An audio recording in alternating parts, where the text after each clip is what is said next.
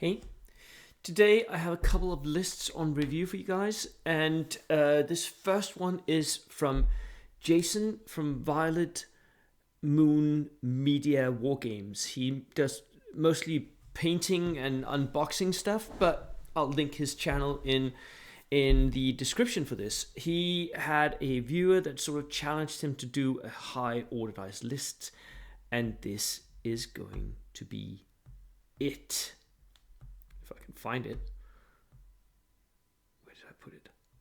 That's not it. Where did I put it? Ah, here I put it. Here we go. So this is his Belgian version of a high orderized list with a fancy French name, including some battle snails. So it's a 30 orderized list at 1250. 30 orderized is very high at 1250. It is an orderized spam list, and it can do that because it uses the battle snails, the very inexpensive light FT tanks. And you can even get them cheaper than this, right? You don't have to buy them with a low velocity light AT gun. You can buy them with a machine gun, and they become very, very inexpensive. They are, frankly, crap. One-man turret, slow, pitifully slow, low velocity AT guns, but, you know, it's still 7+. It can tank assault if it wants to, and it doesn't cost that much. So 60 points for the AT gun version, right? Which is a single shot plus 3, 48 inches. Not bad. It's just not very good, right? 1, 2, 3, 4... 5 of those. What? And then we have a rifle platoon, inexperienced platoon commando, infantry, as modeled. As long as you take them as modeled, which is the old style, version 2 style, right? Take the machine guns. Once you get to other stuff, you're going to have to save points here. As soon as the army stuff comes out. And then infantry sections, MSU, small units here, 5-man, inexperienced units. These are crap. They're not going to stand up to anything. So in kill points missions, you will have to try and protect as much of your army as possible, because all of it is very, very vulnerable. The artillery observer is what can deliver some actual punch here. Your FT tanks can go in ambush, but the artillery observer can bombard and hit stuff, and if you're lucky, he can kill stuff, forcing the enemy to come towards you, which is what you want. The sniper team may not be needed, but it's nice to have. The boys AT rifle, yep, always take these, and you can even save points if you want to, making them inexperienced. That makes them a lot less useful, but, you know, save the points. Inexperienced light mortar, again, MSU all the way. Another armored platoon. Here we have the FT-17s with the MMG, so 30 points, half the cost of the FT, what were they, 18s, whatever, with the light AT gun. So very, very dirt cheap, but also very useless. They really don't do much, right? And he has 5 of those, so that's 10 tanks so far. Another rifle platoon commander, double men, 5-man inexperienced dudes, artillery observer, double artillery observer. That is the way to go, especially because these Belgian artillery observers, I think they still have the double tap as well. So that's 4 shots with the artillery bombardments. That is a lot of bombardment, and you're pretty likely to get something.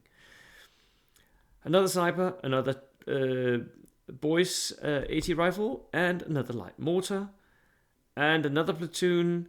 This one again, inexperienced officer. Grenadier section, splurging on regulars with a submachine gun. He had points left over here, I guess. Rifle section, artillery observer, AT rifle, and light mortar. Yes, this is an MSU horde. Is it very good? It will definitely win some games, hands down. But it will also absolutely lose games, right? It's not very mobile. It's not very push unit. I mean, you can push some of these units up into the center of the board to grab objectives, but most of them are going to die, right? So it lives on the fact that there are so many of these units, especially of the tanks. 20 order dice is infantry, so you can also take objectives, but there are 10 tanks, right? 10. Yeah. Yep. Very interesting experiment, Jason. I love it. Thank you so much for the list. And it's a very good illustration of what you can do with the version 3 platoon selection thing. I mean, you can go this route. You'll lose some games. You'll lose kill points, but who cares if you're playing something else, right? Right. The second list is also from someone who's a little bit famous on the internet, and it is because it is from Russell Wright. It is his Marines Red Beach. This was for a thematic event, the London thematic event that he played in, and it is he sent me a whole description of everything that this unit had been involved in, with the maps and everything. It was brilliant. Not what I do on the channel, but I mean, I love it when people actually do this stuff. It's just not me. 17 order dice is the capital point here for 1100 points. For us, we're going to look at the list, right? This is a thematic list that has some punch. So the HQ unit is a company commander that's inexperienced with a pistol, dirt cheap.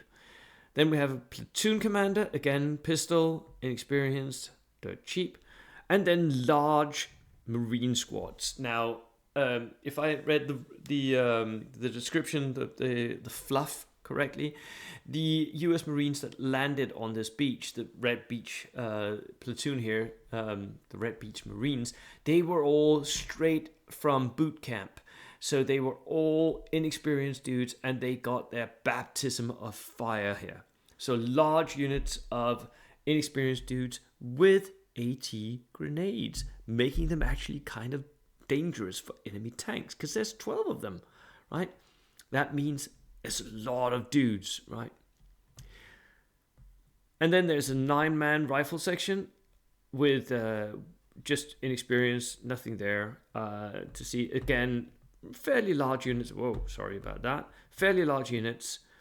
Another Marine squad here. These are the veterans showing the way for the noobs.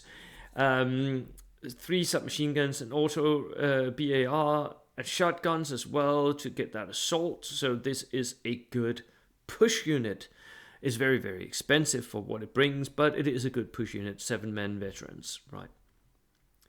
An air observer with 3 rifles, and they get Marines. It's not the optimized way of running these, but it is air power. Air power works in some missions, especially if the enemy doesn't have a lot of flak. Light mortar team, inexperienced Marines as well. You can see that he's sort of, doing the theme, having everything be Marines that possibly can. Another rifle platoon, officer, US Marines. These are regulars. Rifles, a couple submachine guns. Another 9-man inexperienced section here.